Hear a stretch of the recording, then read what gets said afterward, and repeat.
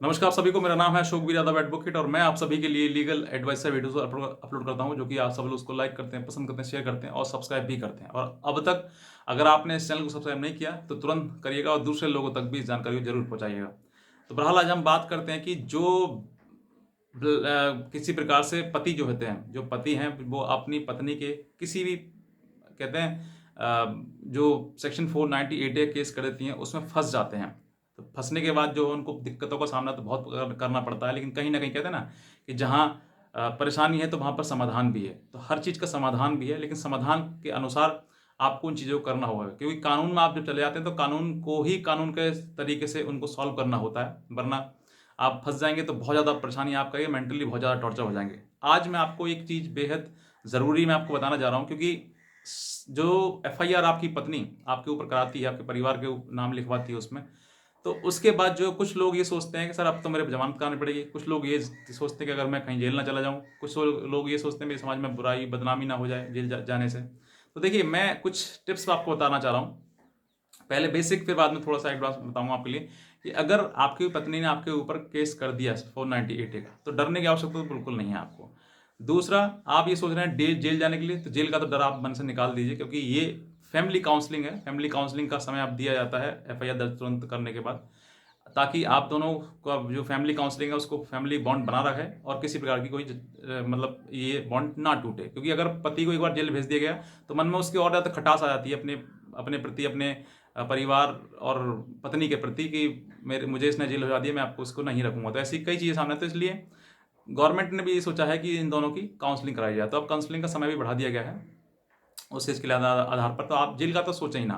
दूसरा, आप ये सोचते हैं समाज में मेरी बुराई होगी, समाज में मेरी मतलब इज्जत जा रही है। तो देखिए, ये जब चीज़ें हैं, ये सब चीज़ें आप बिल्कुल समाज के बारे पे नहीं सोचें, क्योंकि आप तो बहुत छोटे से व्यक्ति, एक पति ही हैं। ऐसे बहुत बड़े बड़े राजनेता, नेता, अभिनेता, ऐसे कई लोग हैं जो अब तक जेल में घुमा है, और जेल में जाने के बाद उन्होंने आके बाहर निकल के तरक्की ही करी है। तो आप ये मत समझिए कि बस मुझे जेल चला गया तो मेरे समाज में बहुत ज़्यादा बुराई हो जाएगी, बहुत ज़्यादा बदनामी हो जाएगी। आप इन सब चीज़ों को छोड़िए, ठीक है। आप लड़िएगा, और लड़के जब आप अपने आप को प्रूव करेंगे कि वाकई है, तब आपको समझ में आएगा कि हाँ, वाकई ऐसी चीज़ें जीवन में है, होती नहीं है। लेकिन आज मैं आपको बता रहा हूँ कि जैसे 498 केस आपके पास में हो जाता है, तो सबसे पहले दिमाग में आता है कि अब इसकी जमानत कराई जाए। तो आप जमानत भी करा सकते हैं, दूसरा ऑप्शन भी आप यूज़ कर सकते हैं इसको। पहला ऑप्शन है जमानत कराने का। जमानत कराना चाहते हैं तो आप जमानत भी करा सकते हैं, लेकिन अगर कुछ लोग ये कहते हैं, क्योंकि जमानत कराने के लिए जमानती की जरूरत पड़ती है, तो शहर में जो लोग रहते हैं या फिर गांव में कैसे रहते हैं, गांव में तो बहुत लोग जमानती मिल जाती है, लेकिन शहर में जो रहते हैं उनके पास दिक्कतें आती हैं जमानती ना मिलने की।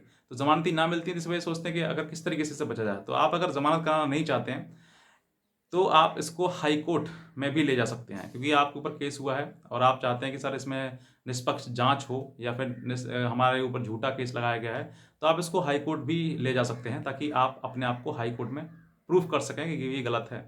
अगर आपने वहाँ पर साबित कर दिया कि हम इनोसेंट हैं, हमारी कोई गलती नहीं है, तो आप डेफिनेटली वहाँ से एफआईआर आपकी जो है वो क्वेश हो सकती है, क्योंकि आप 482 में क्वेश्चन के लिए जाएंगे, आप 482 सीआरपीसी में। तो अगर आप जाते हैं और वहाँ पर प्रूफ हो जाता है कि वाकई आप सही हैं, आपके ऊपर वाकई झूठा केस हुआ है और आपके पास एविडेंस है से, तो आप इस चीज़ से बरी हो सकते हैं और आपकी एफआईआर जो है वो क्वेश हो सकती है। लेकिन अगर आप इसी के दौरान, अगर जैसी एफआईआर दर्ज हुई और आप नीचे कोर्ट में बेल करा लेते हैं, ग्राउंड बेल, मतलब किसी भी ग्राउंड पर आपको बेल मिल जाती है, तो फिर आपका जो ट्रायल है वो स्टार्ट हो जाता है, और ट्रायल में आपकी गवाही, पत्नी की गवाही, सब तरह की गवाही जो है स्टार्ट हो जाती है।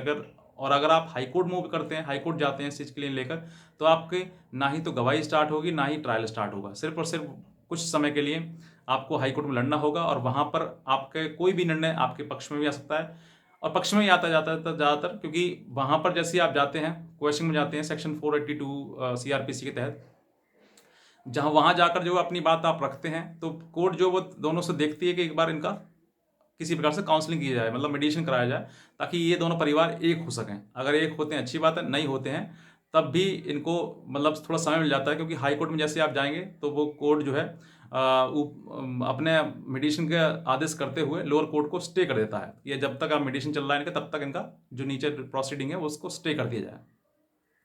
तो वो प्रोसीडिंग जो है जब तक स्टे रहती है तब तक आपका मेडिसिन चलता है, ठीक है। अब मेडिसिन फेल हो या फिर सक्सेसफुल हो जाता है तो वो तो क्वेश होनी ही होनी है एफआईआर।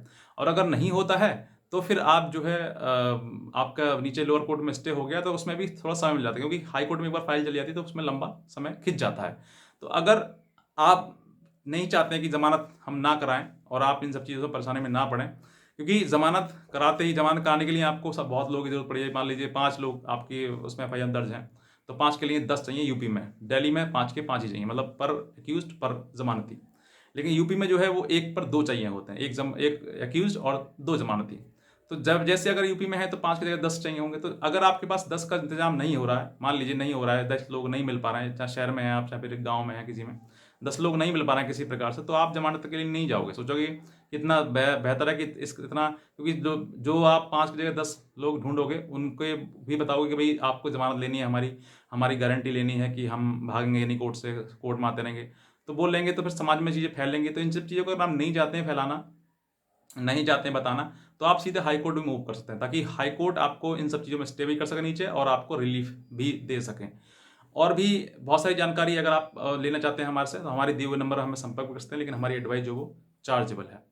तो बस मैं इतना कहना चाहूँगा, अगर आप इस चैनल पर नए हैं तो आप तुरंत इस वीडियो को लाइक करिएगा, शेयर करिएगा और दूसरे लोगों तक भी ज़रूर पहुँचाइएगा। तो बस इतना कहना चाहूँगा। बाकी आज की वीडियो देखने के लिए आप सभी बहुत धन्यवाद।